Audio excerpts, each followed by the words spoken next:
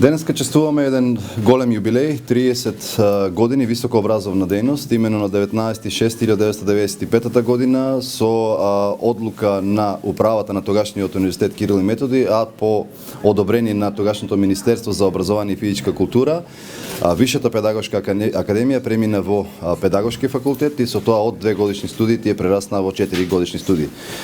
Иако ова е значаен јубилеј, 30 години, сепак тоа е само еден мегник, една етапа од развојот на факултетот, кој што влече долга историја, дури од 1946 година од основањето на учителската школа.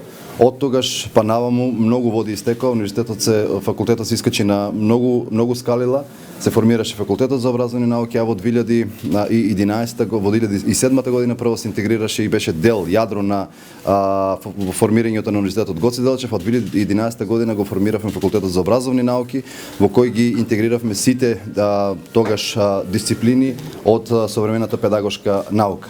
Ова значи дека ова долга традиција не обврзува да продолжиме да работиме во истата насока, дури и уште понапорно, за да ги достигнеме врвовите на нашите претходници. Станува збор за огромен број на наставници, на учители, на воспитувачи, од формирањето на факултетот за образовни науки и на педагози, имаме формирана група и на историја, во план акредитирање на нови студентски програми, на нови програми, така што се зголемува факултетот за образовни науки и се шири во сите дисциплинарни подрачја на педагошката наука, кои треба да одговорат на современите предизвици. Учители секогаш ќе требаат.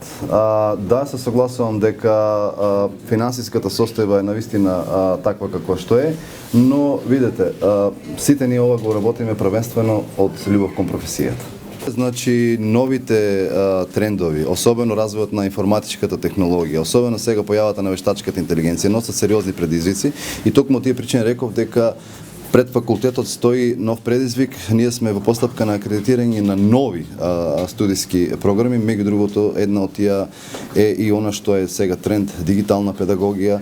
Значи ние мораме да ги следиме таковите, затоа што ако не ги пресретнеме денеска ќе имаме сериозен проблем утре. Јас тука го поменав речи целиот работен век. Точно 40 години работа од педагошката академија па и на педагошкиот факултет. Од 80 година до 2020 година. Секојаш е било возбудливо, интересно, мотивирачки да се работи на едукација на наставници за одделенска настава и за воспитувачи. И мислам дека сега баш во овој век во кој што живееме, потребен е еден нов пристап во работата со студентите. Бидејќи доминира информатичката технологија, ние треба на некој начин, што е можно повеќе, да ја доближиме книгата за читање и учење на факултетите, а со тоа и на основните училишта и предучилищните установи. Не претпоставува дека денес ќе работиме во вакви услови и на ваков начин. Педагошка академија, самиот збор академија значи цветна градина. Доаѓа од грчкиот збор академиос. Тоа е човек, личност, што имал цветна градина, собственик на градината и во која била импресивна за народот.